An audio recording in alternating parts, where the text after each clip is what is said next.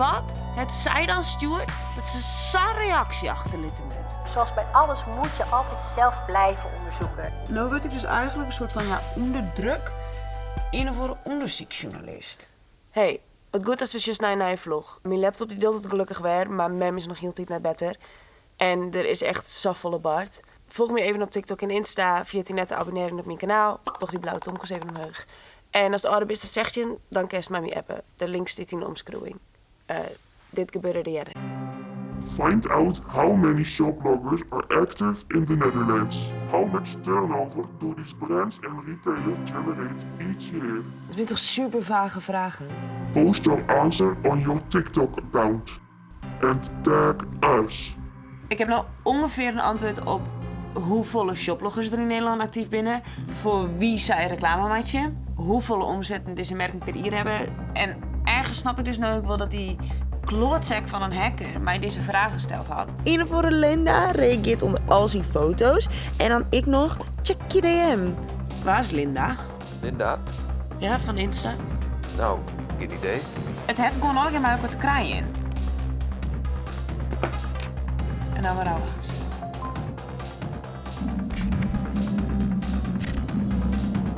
Iertje maar. Dus ben je gewoon net tevreden. To 3.7707.90.363329.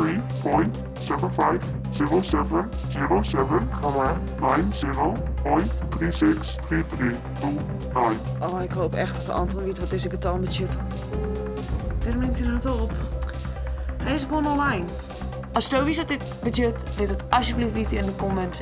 Ken het net meer alleen. Ik heb niet nodig.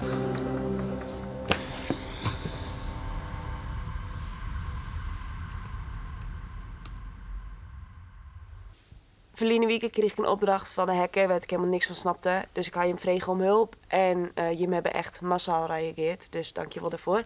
Ik ga er even terug in. Nick Cha die zei misschien binnen die noemerscoördinaten. Als je dat opzoekt, vind je een stad in Bangladesh. Maar Nick Cha hebben echt nog volle meer mensen hierop geweest. En het klopt het ik. Want via die coördinaten komt het uit in Bangladesh. En toen kreeg ik dus deze foto via WhatsApp. Dit in die coördinaten in. Dit is dus Dhaka en dat is de haatstad van Bangladesh. Thanks to Luca, in Bangladesh wordt echt een heel groot deel van de mondiale textielproducten maken. En dus vooral goedkope kleding. Even rustig ademhalen en het regent zonnestralen. Het reageert. En die zei, we moeten weten wie die hacker is. Dus daar heb je een daderprofiel voor nodig. Dus zet ik de volgende dingen op een rijtje. 1. De hacker wil waarschijnlijk een bedrijf beginnen in mode. 2. De hacker komt uit Nederland, België of Curaçao. Kun je horen aan het accent. Oké, Ian. Als dat zo is, dan is dit wel echt een hele rare manier om aan een bedrijf te beginnen. En waarom zou je dat die vredesnaam doen? En waarom bij mij is het dan wraak of zo? Milan Zuiderveld, die zei het, misschien klinkt het raar, maar ik denk dat Anton iets met die hacker te maken heeft. Ik weet het net. Ik heb hem natuurlijk zelf wel te pakken gehad bij die hack. Dus hij heeft wel een reden, misschien. Hey Jennifer, hier een berichtje vanuit Brabant. Het lijkt me leuk om met je te appen. Heb je een e-mailadres van de hacker? Graag geen idee. Maar ik weet niet zo goed hoe ik die vinden ken. Wel leuk, dat is helemaal just vanuit Brabant. Hi, ik weet niet of je zo begrijpt wat er staat, omdat Friesland toch wat anders praat en schrijft. Maar ik zou het gaaf vinden om op de hoogte te blijven van je vlogs. Ik wil je zo graag helpen met het tegenhouden van hacken. Gelukkig ken ik Nederlands lessen en scrollen. En praten. Maar fijn, dus de helpen worst. Oh, heb je even rustig ademhalen en het regent zonnestralen. Het minimumloon in China is 300/100 euro. Maar wat bedoel je dan? Is dat per dag, per persoon, per maand? Lid me even niet. Wat bedoel je? En waar is het voennest? En dan hebben we nog gewoon Emma, die zei het waarom volgt de hacker? Ja, ik volg die hacker omdat ik weet wel welke opdrachten er binnen. En die wil ik echt als eerste weten. Ik wil weten wat die hacker uitzoekt. Volgens de hacker ik Emma. En dan nog Emmanuel, die zei het, vraag een hack professional. Ja, dat vind ik natuurlijk een heel goed idee, maar daarom vraag je Jim juist. Want die ken ik dus net. Als nog geen wist, dit het niet weten. En wat ik nog wel eens nieuwsgierig weer in vlog 3 zie je natuurlijk dat mega grote label. Shit, wat een drunk label. En ik weet het iets wat erop staat. En er staat dus blijkbaar een tekst op in het Bengaals. En er staat dus op, in het Fries, dwongen om uitputtende lange dagen te werken.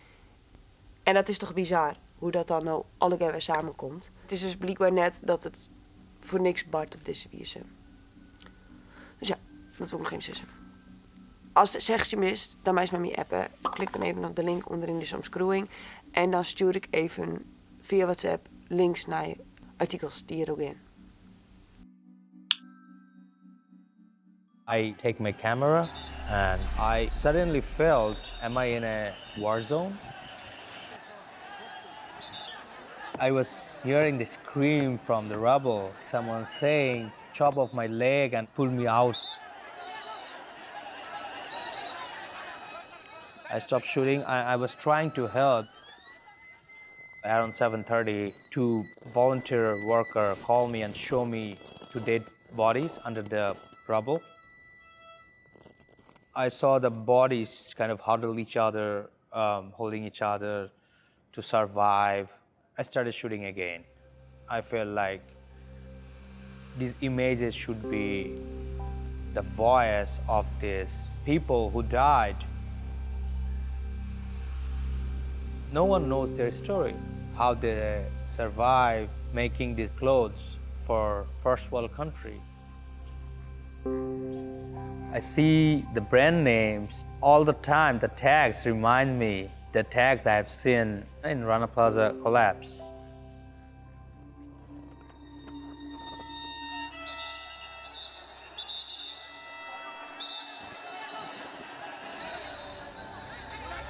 People don't want to pay more. So if you don't want to pay more, how the producer would pay more to the worker? So it's like the chain, start from the consumer and ends to the deliver, Ik ken er echt als net naar Shin. Schuldgevoel? Hoe bedoelst? Nou ja, de makkers van deze film en de makkers van die cliënt, die jou is de schuld. Ja, denk je dat? Ja, wij kepen door die cliënt. Ja, En het binnen het eens alleen nog de goed kepen merken. En dat zou ik wel verwacht ze. waarom? Nou ja, maar mijn beetje winst, kerst net zo'n fabriek bouwen. Nee. Maar wij het altijd yield van die journalmerken dan net aan. Nou ja, net naar de werkers van Rana Plaza zat te zien.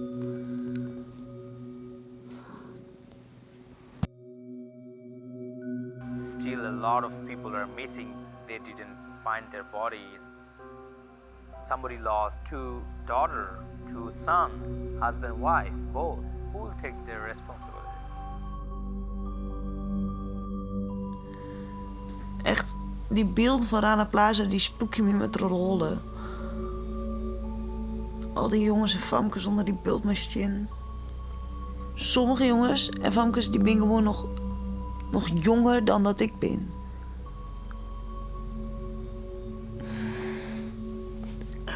Volgens mij is dit echt precies de bedoeling van die vliegafhekken. Om mij hier een beetje het janken te krijgen. Maar dikke dan in dat filmpje. 23.750707,90.90322.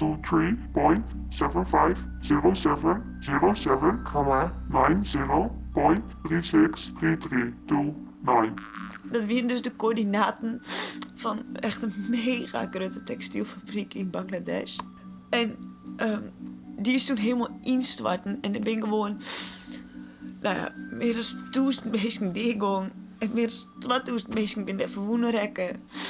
Want die eigenaar, die is illegaal 2 etages er nog bovenop bouwen litten.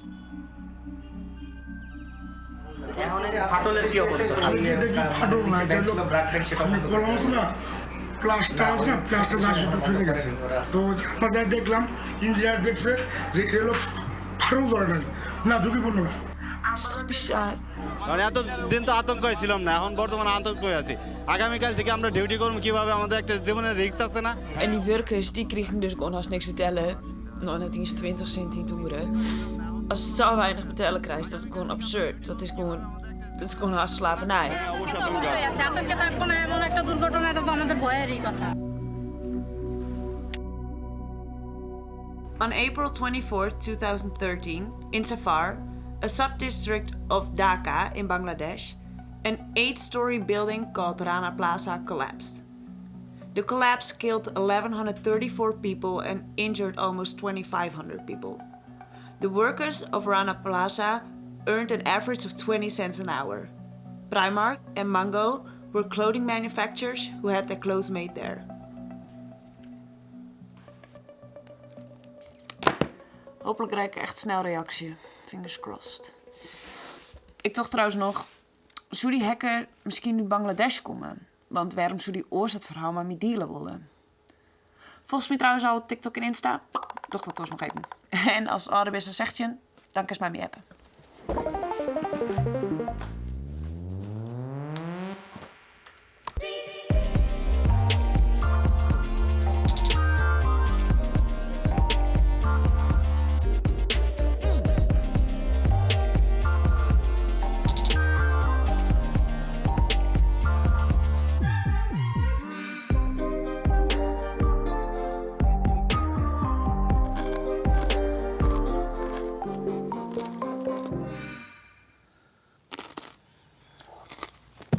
Ik ga gewoon een hele tijd nog niet meer nog waarom, hè?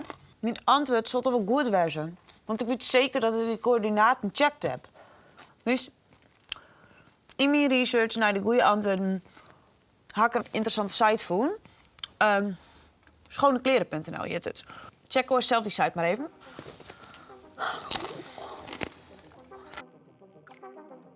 Dat ik alles ha wat nodig is, zei het niet om mijn gevoel van geluk. Liek als dat mijn geluk niet zei over wat ik ha. Vaak voel ik me lukkiger als ik krek naar je kleding kocht ha. Maar het gevoel verdwijnt ik weer zo gauw. En dan wil ik weer wat naar je skeepje.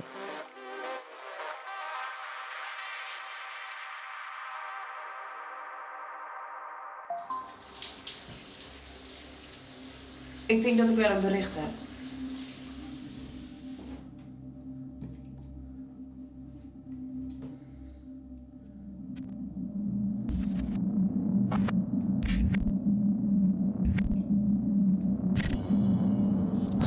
Ik ben nog zo volle meer foto's.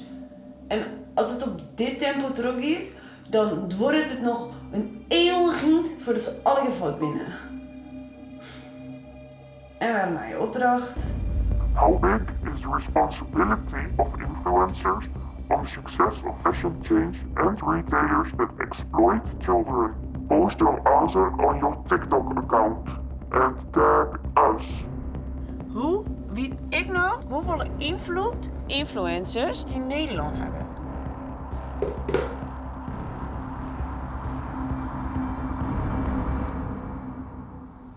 Hoe meer ik leer over de textielindustrie, hoe moeilijker ik het vind om aan mijn eigendom vast te houden. En dan ben ik echt pist om. Want nu word ik dus eigenlijk een soort van onder druk een of andere onderzoeksjournalist. Moet ik nou terug in mijn shoplogs en maar scheid hebben aan die hacker en dat exposen op een keer te nemen? Twijfel ik echt. En dan ik weer die naar je vraag. Die is toch vet ingewikkeld? Maar ik heb wel wat influencers opzocht die ik een shop hebben.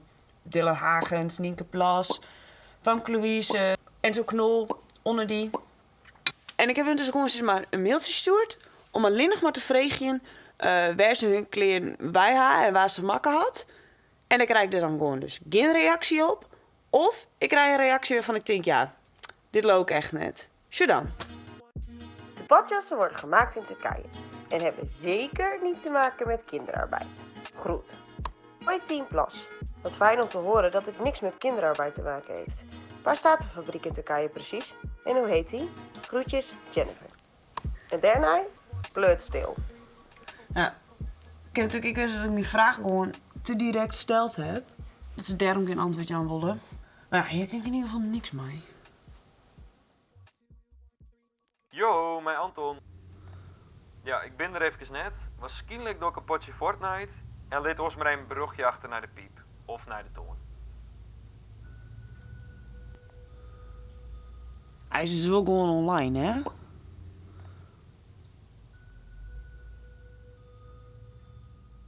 En die Linda die liet de hele tijd nog vet soort reacties achter. Dit ik weer. Krijg ik er dan ook nog wat voor terug? Wat de f*** bedoelt ze daarmee?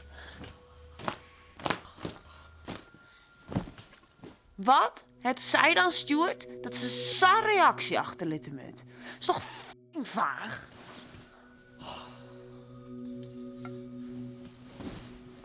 Wat weet ik eigenlijk nog meer net van hem? Zou Anton een hacker wezen?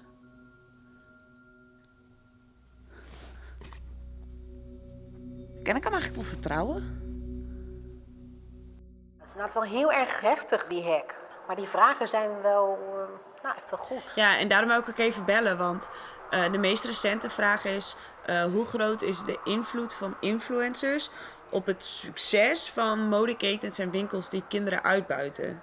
Ja, die invloed is natuurlijk enorm groot. Influencers zijn de rocksterren van deze tijd. Dus als zij nou het goede voorbeeld zouden geven... ik denk dat dan heel veel jongeren over de hele wereld ook in hun voetsporen zouden treden. Die fast fashion, die goedkope merken... Die produceren op een manier die totaal niet in de haak is. Ja, het spijt me dat ik het zo moet zeggen. Ook de duurdere kleding wordt vaak gemaakt op dezelfde manier als de goedkopere kleding. In dezelfde landen. En soms zelfs in dezelfde fabrieken, alleen met een ander label. Zoals bij alles moet je altijd zelf blijven onderzoeken. Ja, ik vind eigenlijk dat gewoon de hele wereld dit moet weten. Je kunt als je iets nieuws wilt misschien ook wel kledingruilparties organiseren. Holy. En dan hebben we nog een plaatje van onze webshop, hier of hier. Ik weet het niet precies. Als je daarop klikt, ga je naar onze webshop toe. En dan kun je iets kopen. Well-known influencers have a big impact on their young followers. Wij gaan een kinderlijn beginnen. Yes! Voor iedereen die nog geen kind heeft, maak het. Sport BH. Kijk hoe mooie kleur het ook is. Het is echt mooi rood. When they use this influence for sales of their own merchandise or well-known brands, they're partly responsible of ongoing child labor and exploitation by paying women too little and making them work too long. Those influencers should give those groups a voice instead of using them for their own gain. Their online success creates an offline drama. Oh, jeez. Wat bedoelt het hier nou bij mij? Oh, ik heb sam in oren, hè?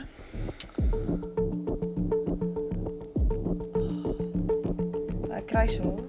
Allebei.